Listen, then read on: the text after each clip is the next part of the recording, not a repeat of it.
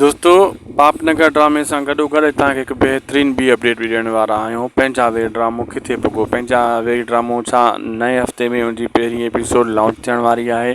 छा उनजो प्रोमो या टीज़र अचण वारो आहे। छा पहिरियों उनजो स्पेल शूट थी चुको आहे, हाणे ॿिए स्पेल जी तयारी आहे। आख़िर कमु किथे पुॻो आहे। अॼु तव्हांखे क्लियर अपडेट ॾींदासीं हिन नंढिड़े वीडियो में। हिन खे आख़िर ताईं ॾिसंदा थी सघे त उदासी टीवी यूट्यूब चैनल खे ज़रूरु सब्सक्राइब लाइक शेयर करे छॾींदा। ही अव्हांजो चैनल आहे, इन ते अव्हांखे हर वक़्तु ज़बरदस्त अपडेट्स मिलंदी रहंदी।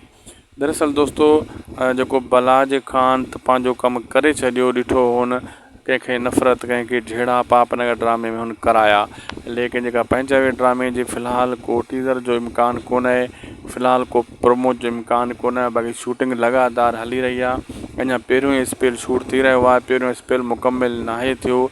जेसीं ताईं पहिरियों स्पेल पूरो न थींदो उन खां पोइ ॿियो स्पेल स्टार्ट कयो वेंदो, शूट कयो वेंदो।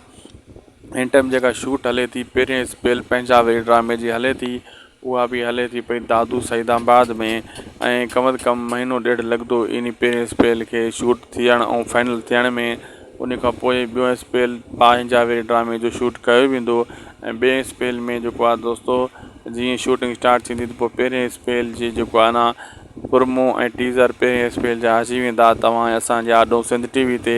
ऐं उन पहिरें स्पेल में जेको कुझु सीन हूंदा उहो प्रोमो ऐं टीज़र में ॾेखारिया वेंदा त कहाणी कहिड़े क़िस्म जी आहे।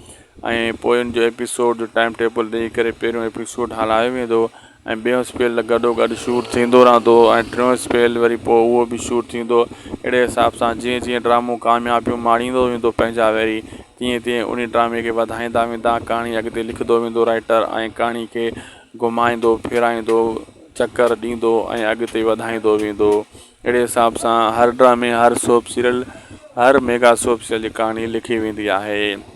दोस्तों असांजो वीडियो पुॻो पंहिंजी पुॼाणी ते। अगरि यूट्यूब ते ॾिसी रहिया त पोइ यूट्यूब खे सब्सक्राइब करे हिन वीडियो खे पंहिंजे प्यारनि जे सदके लाइक करे छॾींदा, सुठा कमेंट कंदा। फेसबुक ते ॾिसी रहिया त उनखे शेयर ऐं फॉलो कंदा, लाइक कंदा।